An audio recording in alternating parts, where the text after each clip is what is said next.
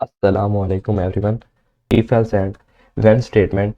When statement actually alternate है यहाँ पे स्विच केस का, just like other languages C plus plus C sharp Java, जिसके अंदर हम स्विच स्टेटमेंट का यूज़ कर रहे होते हैं। यहाँ पर स्विच स्टेटमेंट को रिप्लेस किया गया है व्हेन स्टेटमेंट के साथ। तो चलें शुरू करते हैं। इफ़ एल्स, सपोज मेरे पास एक वेरिएबल है var my age is equal to 25। Age is type of integer variable. अब मैं एक मैसेज प्रिंट कराना चाहता हूँ कि जो एज की बेस पे बताए कि ये कौन सी कैटेगरी में लाइक करता है, इधर ये चाइल्ड है, टीन एज है, अडल्ट है या फिर सीनियर सिटीजन है। तो वो हायरार्की किस तरीके से हम एग्जीक्यूट करते हैं, तो चेक करते हैं। If my age is greater than equal to और लेस देन इक्वल टू 12, तो मैं प्रिंट करा देता हूँ print you are child, so my age की जगह मैं वेरिएबल का नाम यूर एज कर देता हूँ, ताकि मेरा जो मैसेज है वो वेरिएबल नेम से रिजेम्बलेंस हो जाए। तो if your age is less than equal to 12, तो मैसेज में क्या प्रिंट हो जाएगा, print line your child. Else if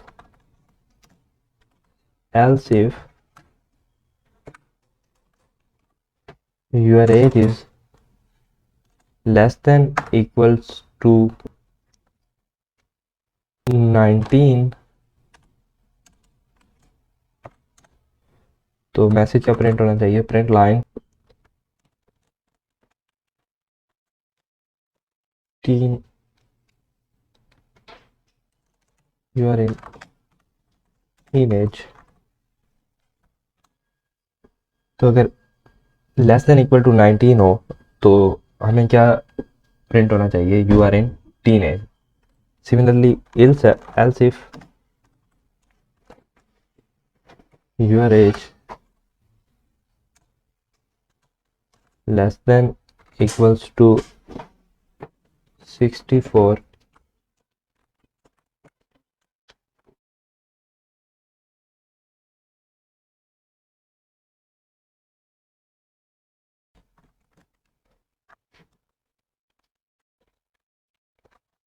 else if your age is greater than 64, तो उस केस में क्या मैसेज प्रिंट होना चाहिए, print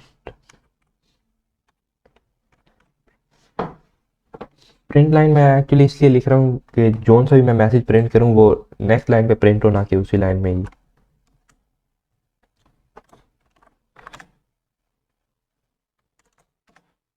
you are senior citizen,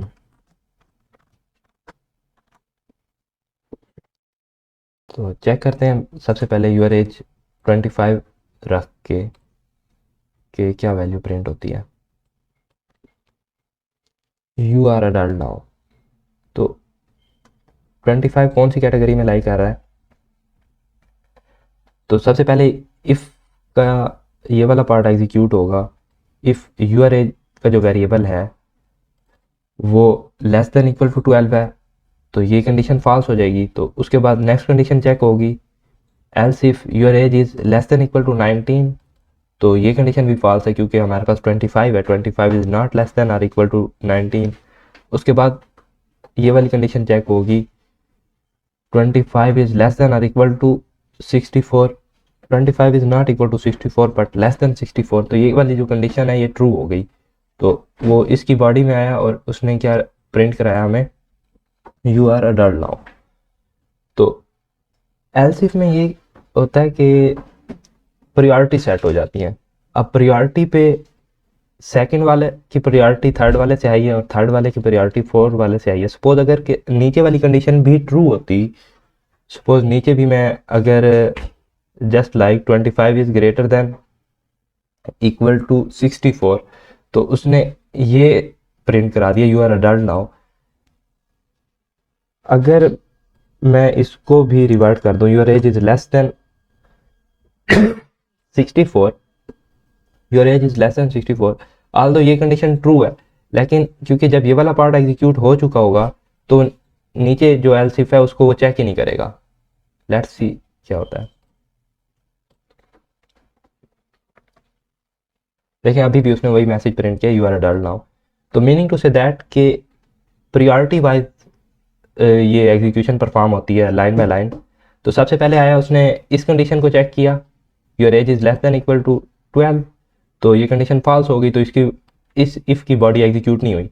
तो नेक्स्ट वाले की बॉडी एग्जीक्यूट हुई, your age is less than equal to 19, तो ये वाली कंडीशन भी फॉल्स हो गई, तो ये वाली बॉडी भी एग्जीक्यूट नहीं हुई। तो नेक्स्ट कंडीशन में आया, उसने चेक किया your age is less than equal to 64, तो उसने हमें यहाँ पे प्रिंट कर दिया you are adult now. Next condition उसने चेक भी नहीं की, your age is less than 64, हालांकि ये कंडीशन भी ट्रू है।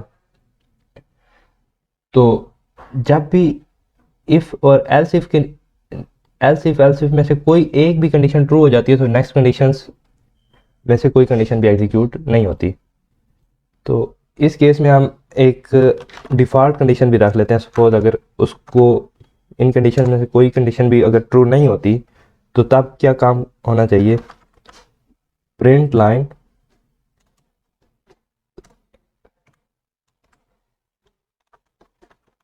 तो एरर मैसेज प्रिंट हो जाना चाहिए। सपोज अब मैं यहाँ पे जो कंडीशन है उसको मैं यहाँ पर 98 कर देता हूँ, your age is 98, 98 is less than 12, no, 98 is less than or equal to 19, no, 98 is less than equal to 64, no, 98 is less than 64, no। तो इस केस में क्या प्रिंट होगा, एरर। रन करके चेक करते हैं, बिल्डिंग एरर। तो हमने एक डिफ़ॉल्ट केस भी रख लिया कि अगर इन तमाम कंडीशन में से कोई कंडीशन ट्रू नहीं होती तो जो एल्स पार्ट है वो एग्जीक्यूट हो जाए। तो मीनिंग टू से दैट ये जो इफ़ और एल्स इफ़ के हमने यहाँ पे ब्लॉक्स बनाए हुए हैं ये प्रायोरिटी वाइज एग्जीक्यूट होते हैं। इनमें से अगर कोई एक भी ट्रू हो जाता तो नीचे वाले बाकी कोई भी एग्जीक्यूट नहीं होता। जब भी हमें कोई प्रायोरिटी वाइज काम करना हो तो कंपाइलर हमें सजेस्ट करता है कि आप इसको व्हेन स्टेटमेंट के ज़रिए करें, replace if with when statement. तो लेट्स सी कि व्हेन स्टेटमेंट क्या होती है, ये किस तरीके से काम करती है और अदर लैंग्वेजेस में ये किस तरीके से अडॉप्ट हुई थी। अदर लैंग्वेजेस की अगर हम बात करें तो when statement actually alternate of switch case. पास एक अगर वेरिएबल है var month of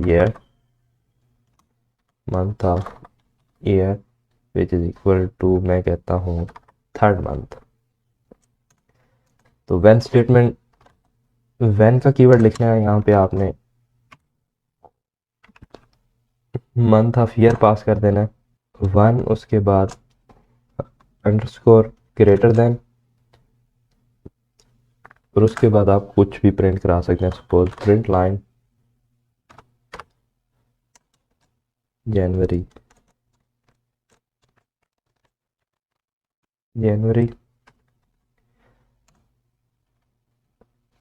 month of year में अगर 1 होगा तो वो क्या प्रिंट करेगा, जनवरी। अगर सिमिलरली 2 होगा तो हम प्रिंट करा देते हैं फेब्रुअरी।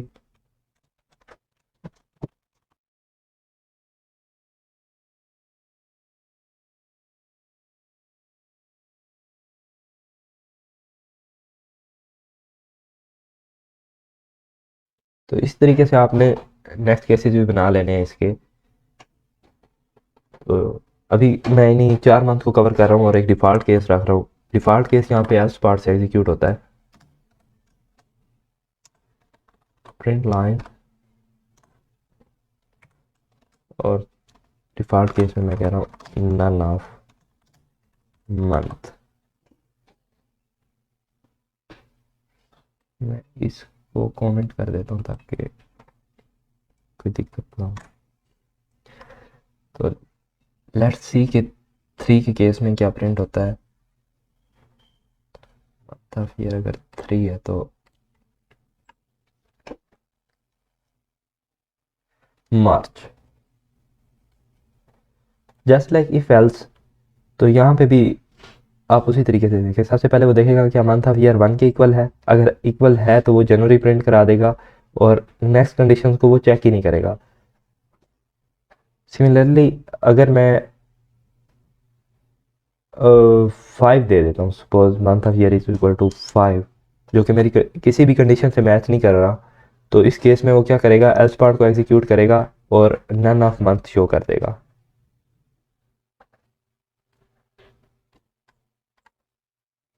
ग्रेडल बिल्ड, और यहाँ पे ये मुझे कह रहा है नन ऑफ मंथ।